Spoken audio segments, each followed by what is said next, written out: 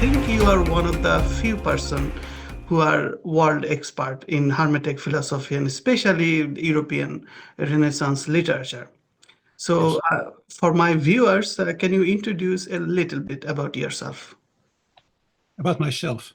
Um, well, first of all, thank you very much for the invitation. Very, very much appreciated.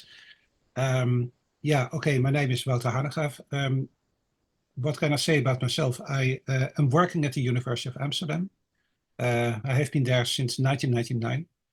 And the chair is called History of Hermetic Philosophy and Related Currents, which basically stands for a large field of study that we also refer to as Western esotericism or simply as esotericism in Western culture. And so this covers an enormous domain, starting in antiquity, in the period of the first centuries of the Common Era, and then running through the whole of Western culture in a broad sense, up to the present. And so the way that I look at the field is I see it as, in a technical term, I call it rejected knowledge. Because all these traditions have one thing in common, and that is the fact that at least since the European scientific revolution and Enlightenment periods, they have been seen as, well, as they have been basically, well, rejected by mainstream culture, by mainstream intellectual culture, by the academy, and they were seen as superstitious, wrong, misguided, and so on and so forth. So this entire field was basically, yeah, expelled, you might say, from the academy, from academic research. And so it remained a kind of an, yeah, a domain, a kind of wastebasket category, as I sometimes call it, of everything that the modern academy is not willing to take seriously. And so in my field, and I'm not alone, of course, I have many colleagues and we have international scholarly organizations, but in our field, our conviction is that all these traditions are actually very influential, important. We have to know about them. And if you write them out of history, then you end up misperceiving a lot of essential things about what Western about. So yeah, that is what I do. And so I've been writing, so my first book was about the New Age movement, which was really focused on the post-war European and American, you know, in um, kind of alternative spirituality. And then I tried to place the New Age movement in a wider context of esotericism. So I wanted to see it not just as a contemporary phenomenon, but as something with deep historical roots. So that was that book. And then later on, I started exploring the Hermetic traditions more specifically. And I can say a bit more about it if you want. But the Hermetica, the Hermetic traditions, which is also in the title of my chair, History of Hermetic Philosophy. So Hermetica refers to a series of traditions, spiritual traditions, I would say, in the Roman period, Roman Egypt specifically, 2nd, 3rd century, which led to very influential and important, profound texts, the so-called Corpus Hermeticum and other Hermetic writings, which were then passed on and got translated in the Renaissance period in the 15th century into Latin and made a big impact on intellectuals and on the wider culture. So this whole Hermetic tradition can be traced from antiquity to the present. And that's another concern of mine. So my second book was about a 15th century Hermetic philosopher, Lodovico Lazzarelli, whom I sort of discovered, I might say, and whom I think is very important and very fascinating. And so that was the topic. And then, yeah, after that, I've been doing all kinds of other things related to this field. So I've written a book, Esotericism in the Academy, which is kind of a description of how this whole field got marginalized and expelled from the academy, why that happened. And of course, it was a plea for correcting that process and bringing it back on the table. My most recent book was again about the Hermetica, so it's called Hermetic Spirituality and Historical Imagination.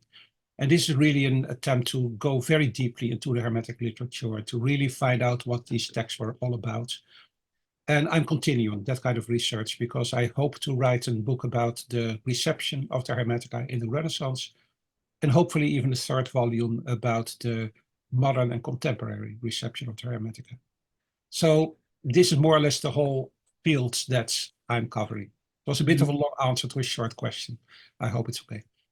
Thank you. So my question is, the time when Hermetic literature was started to being compiled, Yeah, at the same time, like especially Greek and like they are more focused on philosophy and science, like proto science. right. And at the same time, there was like a spiritual crisis between Egypt versus Middle East. Christianity was emerging. And now that we have in our modern life philosophy, science, and religion. But where is this Hermetica? What, like for a general reader, like where is the role of this Hermetic literature inside this context? Yeah, I think that's an excellent question. That's really a good question. It goes directly to the heart of the whole field. Um, the way that I would answer it is this. If we go back to antiquity, where it all started, then, like you say, we think of Greek philosophy and Greek culture. We think of it as rationality, rationalism, science, and so on. But I think that's already where the misperceptions start, because the whole Platonic tradition, to begin with, Platonism in all its forms, was not just what we see as a rational philosophy. It was much more than that.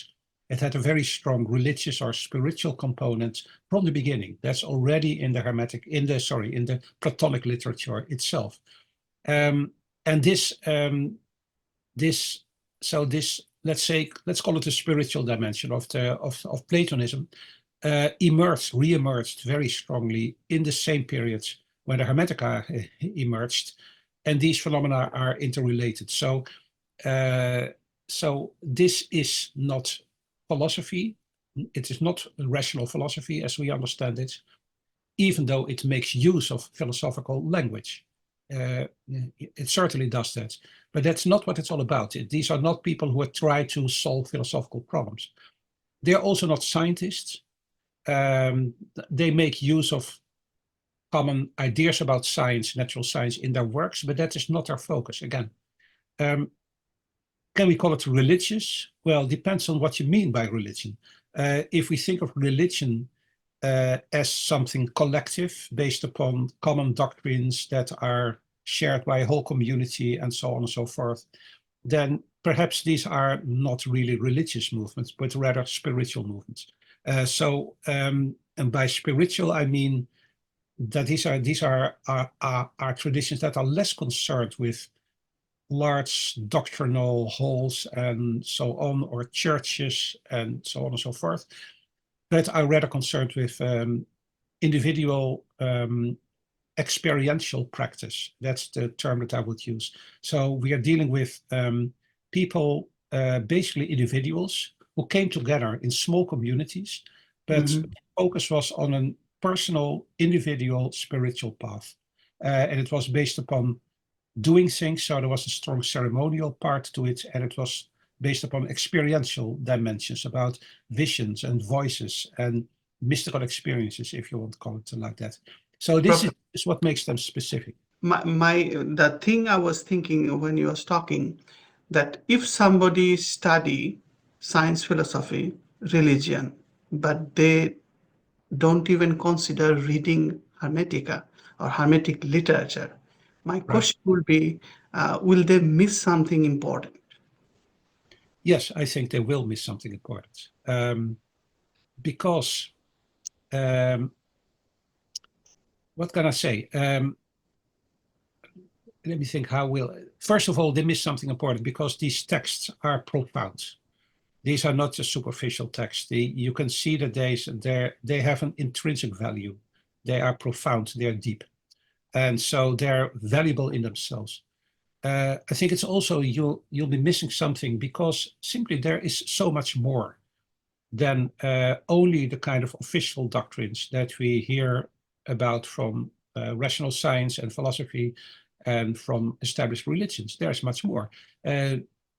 Normal people, individuals, are doing their own things. They're giving their own spin to the doctrines and the ideas that exist in their environment.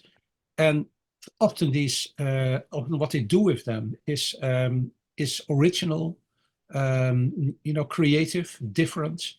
So by studying these things, you open up a whole dimension of as I call it, experiential dimensions that we tend to overlook, and we tend to overlook them simply because the standard official mainstream religions and cultures don't pay attention to them. So we're not aware that they are there. But once we discover them and we read them, then we realize that you find things here that you do not find anywhere else. And I think that means an enrichment of our way of looking at the world.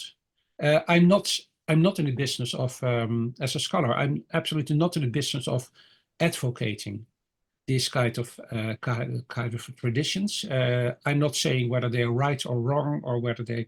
I think some of them are profound, like the Hermetica, certainly, in terms of content. But my main point is not whether they are right or wrong, but simply that they are there.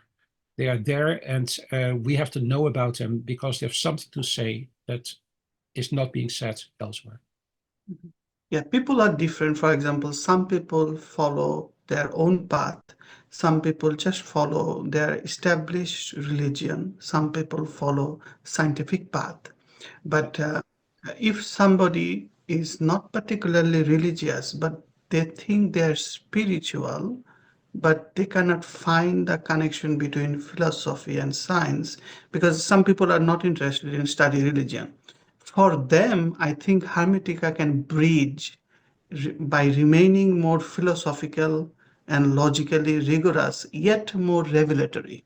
So it connects the bridge between common sense, I would say. Yeah, Not I think this is a very particularly. good. Yeah, I really like the way that you formulate this. I agree. Yeah, yeah. Exactly. So this literature is important. So when I was studying, I'll tell you a little bit of my like encounter, I would say, this literature. So Yeah. roughly at the same time when I watched your Infinite webinar series of the Hermetic tradition, just prior to 1 to 2 years prior, I was working in my lab, and it was like an electrophysiological study for some ion channel something.